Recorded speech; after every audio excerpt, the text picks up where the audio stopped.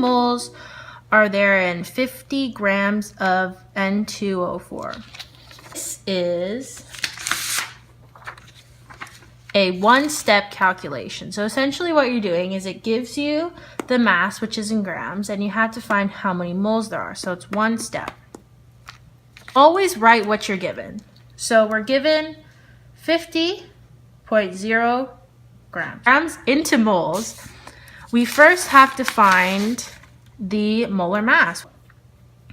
The formula is N2O4. So N has 2 atoms, and that is times 14, which is the atomic mass, and that equals 28.0, and O is 4 times 16, which is 64.0. That's 0.0 there, sorry. And that equals 92.0 grams per mole. So that's the molar mass. So now that we have these two numbers, now we can complete the calculation. So you wrote this number as your starting number. So then we start a bracket. So then we put grams on the bottom and moles on the top. So you're going to cancel out the grams by dividing it, and you're going to be left with moles, which answer the question because you're supposed to find how many moles there are.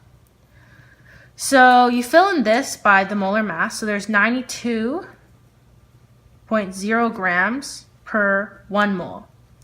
So now that's your calculation.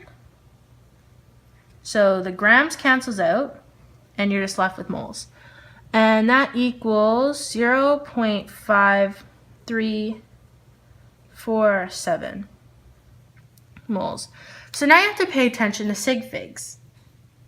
So the sig figs, you always go to the number of sig figs that's in the question. So this question is 3 sig figs because the 5 is significant and the 2 zeros are also. So you draw the line.